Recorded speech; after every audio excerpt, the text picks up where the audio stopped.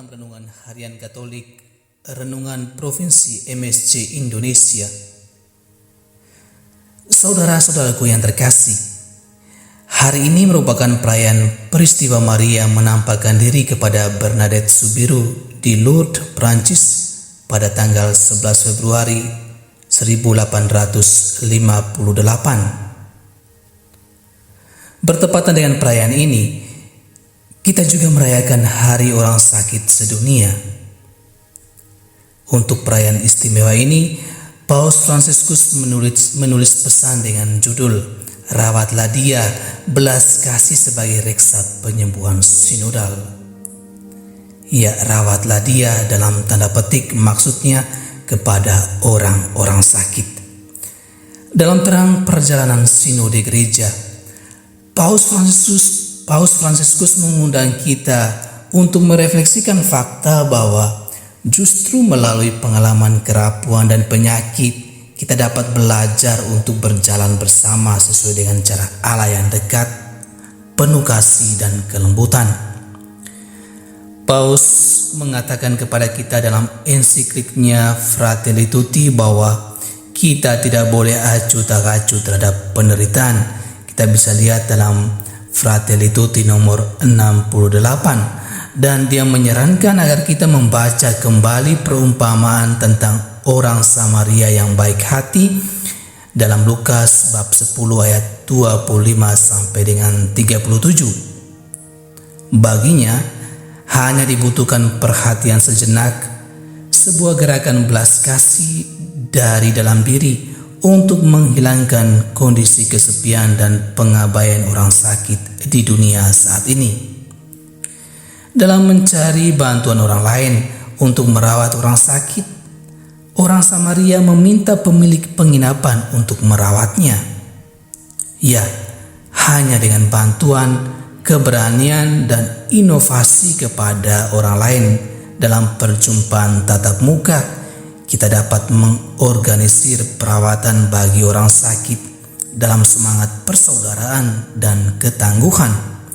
Ya, banyak petugas kesehatan, anggota keluarga, dan sukarelawan masyarakat yang menyaksikan pendampingan dan kepedulian ini setiap hari. Saudara-saudaraku, permenungan mengenai semangat belas kasih sebagai reksa penyembuhan sosial tampak juga dalam perikop Injil pada hari ini. Yesus Putra Allah dalam Injil hari ini mengetahui rasa lapar dari orang-orang yang mengikutinya. Dia merasa kasihan kepada mereka, tetapi dia tidak ingin bertindak sendirian. Jadi dia meminta para rasul untuk merawat mereka, dan mereka tidak punya banyak hal, hanya ada 7 roti yang sangat kecil jika dibandingkan dengan apa yang dibutuhkan untuk memberi makan semua orang banyak ini. Baru setelah itu, Yesus akan bertindak dari sedikit yang tidak seberapa itu yang dibagikan dan ditawarkan. Kita mungkin berhenti pada aspek mujizat dari ayat ini dan menganggapnya luar biasa. Tetapi Yesus memberi kita pelajaran yang sangat luar biasa. Bawalah kepadanya apa yang sedikit yang kita miliki, dan Dia akan melakukan hal-hal yang luar biasa dengan itu. Inilah inti dari kehidupan bersama Yesus.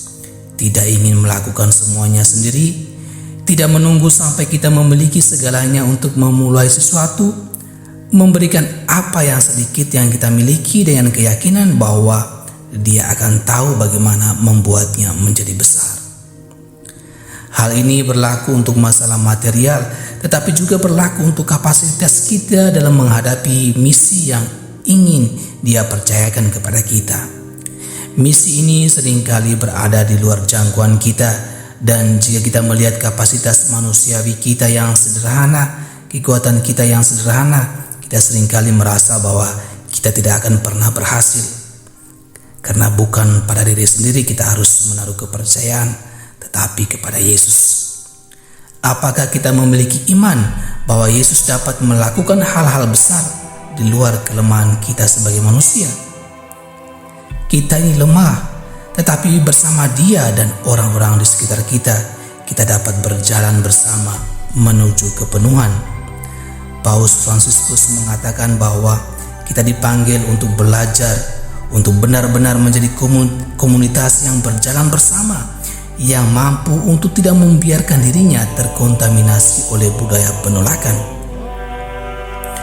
Akhirnya saudara-saudariku yang terkasih, pada hari orang sakit sedunia yang bertepatan dengan hari Notre Dame de Lourdes, mari kita berdoa bagi mereka yang menderita dan yang sakit lewat perantaraan Bunda Maria dari Lourdes, Bunda Kesehatan, dan menemukan cara-cara konkret untuk menjangkau mereka yang sakit dan menderita